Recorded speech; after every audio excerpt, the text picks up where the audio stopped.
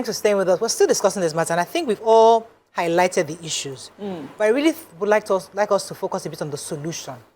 So many people are in those shoes. Especially what Mariam said earlier, that I can't afford it. I'm still struggling. I'm a taxi driver. I'm trying to pay bills. I have I'm trying to settle down in Canada. I can't even do these things. I can't go back yet. Mommy said sold the whole house so I can leave. I cannot. So that's the reality. I'm a compassionate child, but I want to come home. Going back also to what Nima said earlier, that the child that sacrifices or chooses to stay also has dreams. She'll be covered. But you see, depends on how do you cover, because inherently she also feels that if I was allowed to travel too, I will make more money and I'll get married, have my own children, have the family. So he or she also has their own valid dreams that nobody is really considering in the scheme of things. So how do we really move forward? What's the future like? How do we ensure going forward that all the family members are well taken care of in this situation? I like that. Okay. I think that because my own closeness with my family started from my parents. And I guess their own closeness started from their own parents. So I remember when I was a child, my mom my siblings and I, we used to fight, we hated each other. One day my father called us, said, "Are you all mad?" Then he put matches together. Then he built something, and then he scattered it and said, "That's what you will be. You will be scattered. So you have to stay together to be strong, to be one." From that day till today, if you fight, even if my brother is wrong, you fight my brother, you have fought me. I don't care. You fight my sister. So we formed that bond. And then we've carried that bond on to our children. It doesn't matter if you are in different parts of the world. That call to your mom, I think, is very, very important. That call to your dad is very, very important. Even if they probably sent you off because they want you to. But they didn't send you off to go and abandon them. Exactly. Because that is what happens. You go and then you say, I'm busy. I'm a taxi driver. There's somebody that sacrificed for you to be there. So you have to think of that person. And I think we need to train our children to have that sacrifice in them. Yeah. I think everything boils down to how we raise, our children, and it's important. And then sometimes, if you were not raised that way, hopefully as an adult, you're hearing conversations like this and making the necessary steps to change it. But we're talking about the child that sometimes stays back and makes sacrifices. I remember very young, when my grandfather passed on, I was still in primary school. But I recall my mom always being so grateful to my auntie, their youngest. She says, she was really there to take care of him in times where, he had gotten to a state where he needed help, in the mornings to do everything. And she would be so grateful to her, And I don't think that she ever felt that she was the one left with the burden of taking care of she just understood. Yes. Everyone else had family and they had gone away and they were doing things, but they realized the sacrifice she was making. They were appreciative of it, and she also understood where they were at the point in their lives and what they could give at that time. And there are some people those that stay back actually that enjoy the benefits of staying back. Sometimes you stay back with family where everything else is left to you, if there's any material wealth left, or just the memories of even being with that person, or even having your children grow with that person. I have other cousins, but the memories that my mother's children, that's us, with our grandmother, our cousins, the other cousins don't have. We always have that above them. So the reason I'm highlighting that is that sometimes we should not always see that as a disadvantage. That is also an advantage to be the one who is there to take care, and that sometimes those people that you think they are abroad and living the high life, they feel that lack. They feel that you have something that they can never have. Let me take Lizzie from Abuja. Thanks for calling you live. Lizzie, go ahead, please. When my father died, I was so grateful I had the opportunity to take care of him. So when they were doing all the burial, everybody were crying. Hey, I didn't even cry. Don't cry, finish. I cared for him. I fed him. I did everything. You'll be so I happy, felt like there was a special blessing upon me because I was there at the last moment. So for somebody who wasn't there, I said, so what happened? How did I do? And I'm just thinking to myself, I can just give you the story, but you weren't there. So so you're right. There's that thing where you feel like I was there with him. Sending your kids to study outside or to travel away from you does not mean you've taken away their problem-solving ability. When there's a problem in family, it must be solved in a way that if there are 4 or 5 or maybe 1, unlike Rodari is even more than 1 child, where she's working. You know, so if there are more than 1, they can sit together and say, okay, this has to work. Okay, I can do this. In these days of working from home, I can change my career, I can do this, I can do that. My younger sister just finished a course recently. I had to fund it because she prefers to be around loved ones. Okay, you want to do this, don't worry, we'll find the means. We'll call the other siblings. So I'm not gonna bring A, bring B. This is what we are doing now.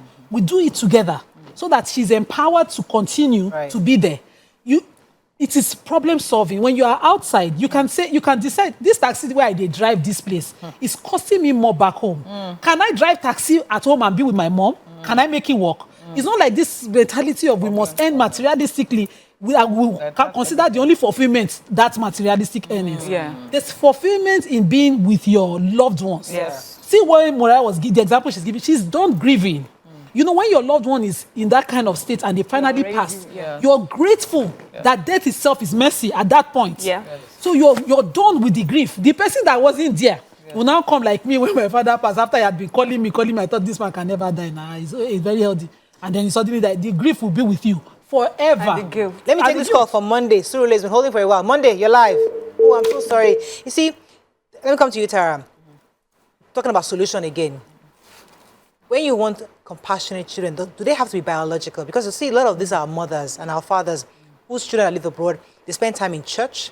They spend time in community activity. You are part of VGC community. They're doing. You see a lot of seniors coming out because their children are. So that's how they're finding love elsewhere. From the story I gave, there's a man saying that my nephew stayed. So when we expect, should that love come from a biological? Should parents today begin to divorce themselves from, okay, my children have gone. There's a possibility they're not going to come back.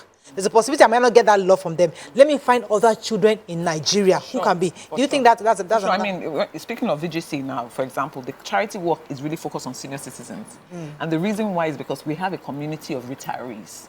And we care for the retirees because we also understand that they are part of our community. And I think that maybe also it's cultural that we care for people. And because of that reason, if it doesn't matter that this is not my mom, right?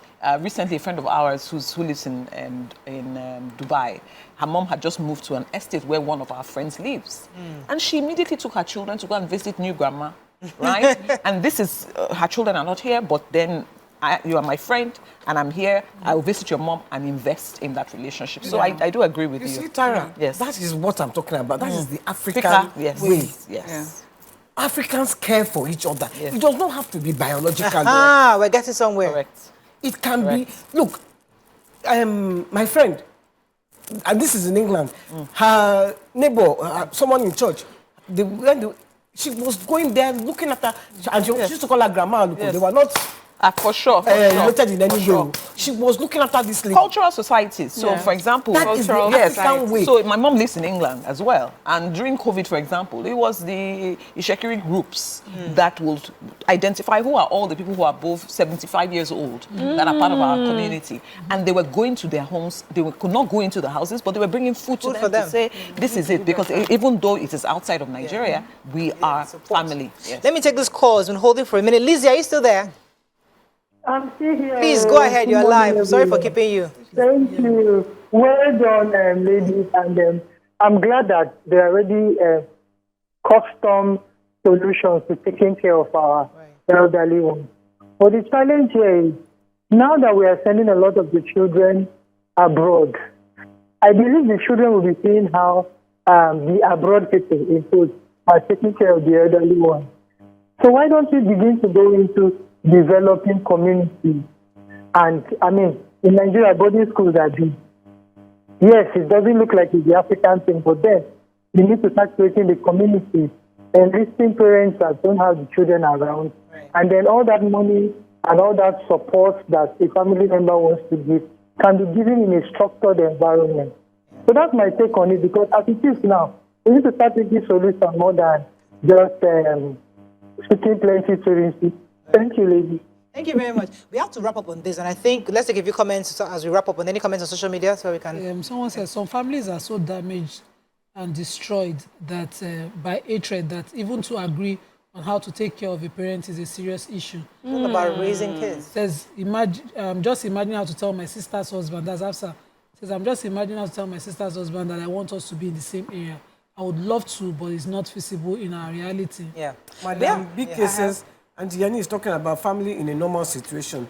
Some family members don't even see eye to eye. Talk more of living in a community-like setting. We need to work on that. That is a very important point. Moses Lawal says vital. We should talk about. Okay. Moses Lawal says vital social bonds that should have been created during a child's development is being replaced by technology. Go to homes on weekends and everyone is glued to phones, tabs, and TVs. Even 2 to 3 year olds. Foundation for lonely future. It's very important. This, what she said about what of families that don't see eye to eye. How do we solve that kind of problem? Because there are goes back to the raising, YK. How you raise your children. But she mentioned it. YK, my siblings and I, if you see us, in fact, I'm sure that everybody who lived around us can remember our fights. We fight as if we can bring down our father's house. And because we're all women, you English, you tell me this, you keep quiet, you don't talk back. We did all of that. But as we grew older, I remember that my first few years of marriage, I lost weight. Not because I wasn't eating, but because I didn't enjoy my food. I was missing the people who usually sit together and eat it. So there's always love, even though there's sibling rivalry. What is worse is when the parent who is sitting chooses a side. You're destroying that bond. My parents would let us exhaust our energy. When we now tire, everybody will be going back into their room, be asking. But you know, there's because some children JAPA to escape that what they thought was because they're not looking back and wasn't managing it. Exactly. But there's something else I want to mention. You know, and Tara sort of you alluded to it when you talked about fathers too needing to spend more time. And I also think that in our culture, the burden of keeping families together is left only on the female child. It's the female that stayed back and take care of daddy and take care of... Yes, men need brothers, uncles, fathers. You know, you need to do more on that part because you find the mother side of the family is keeping her own side connected.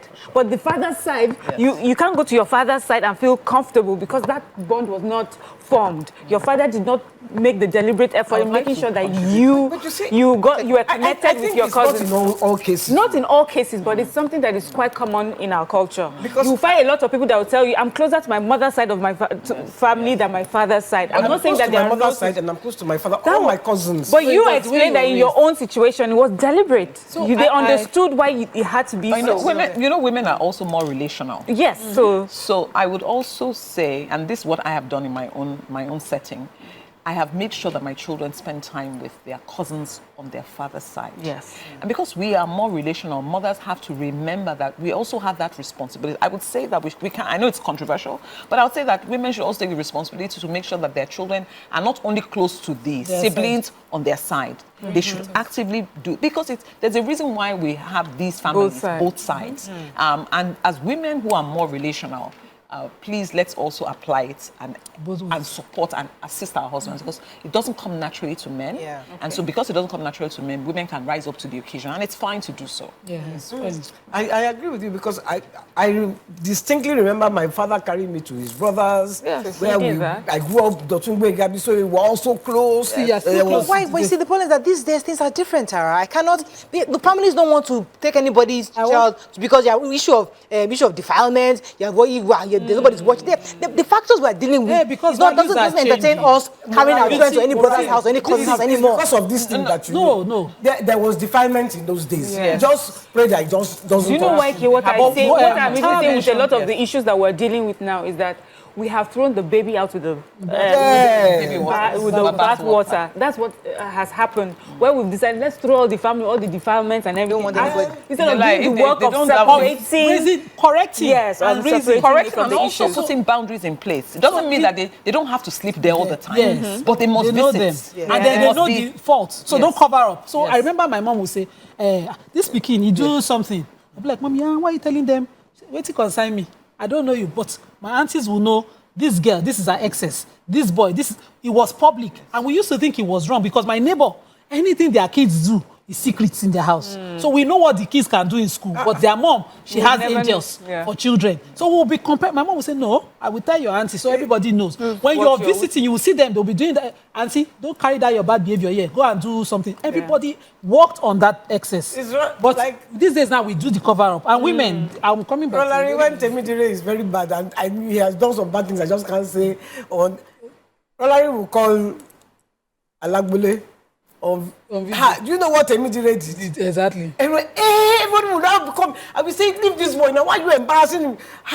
Temidire, hey, gosh. So everyone will not be on the Everybody video knows call. the secrets. Yeah. My mom even took it far. It was our neighbors. Come downstairs. Let me take a few Okay, go on. comments. Also. It's a comment I've been holding for a while because I thought it was Go on. important.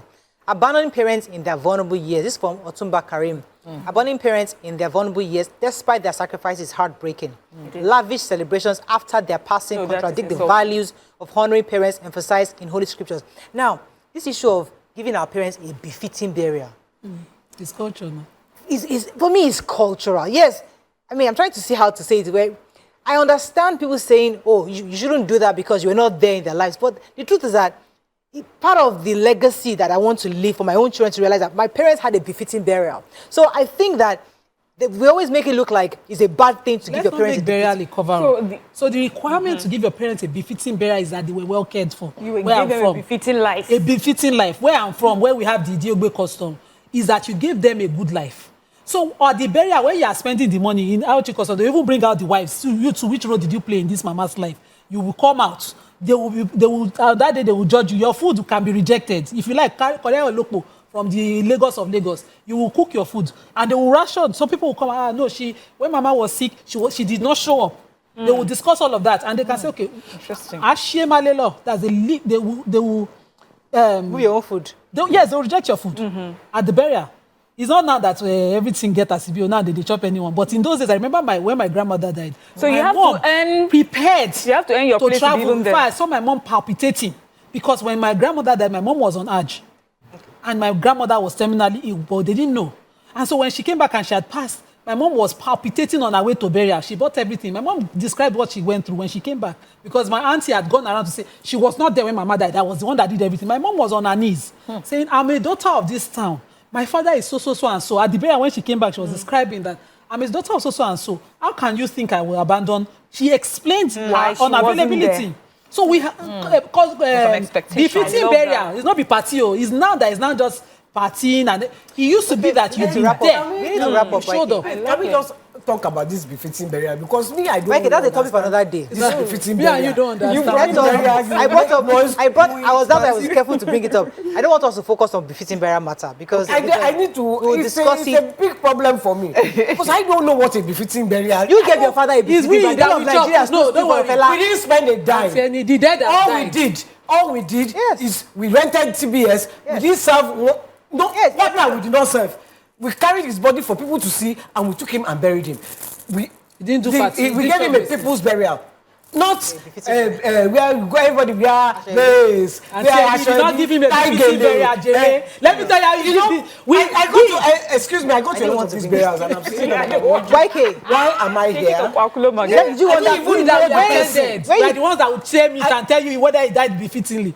We will tell you when we are eating the meat and the jollof rice. You You are bury your eating part papa. of my You mother's bury body. your Giving papa. Mariah this gist before and she laughed. I said when I first moved to Lagos, when they say someone's burial, someone's funeral, I will go thinking, you know, I have to dress look. Then I will find out that I look like the chief mourner. Meanwhile, the families are looking. The geles on point. Yes, There's and a style for I the realized lolopo. it's different in Please, Lagos. So let's when not you're going deviate because I don't want to talk about this befitting the burial matter.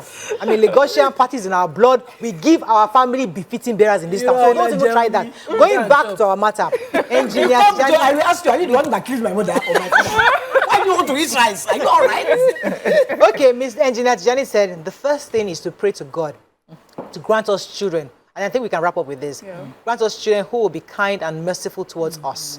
than we show to them. So the second thing is to assess ourselves, how we have raised these children, especially to assess how we treated our own parents while raising these children in their presence, right? To get involved and understand why we treated our own parents in such a manner. Apart from peer influence, there is no well brought up children that would abandon their parents, and karma is real.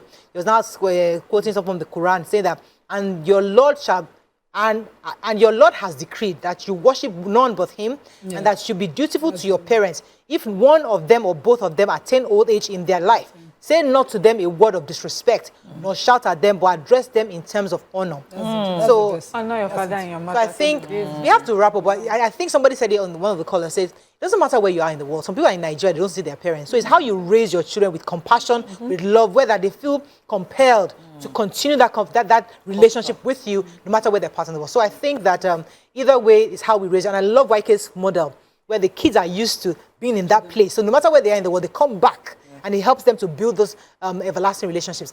That is all we can take on this segment. When we come back, we have our interview with Tara. Stay with us. We'll be right back.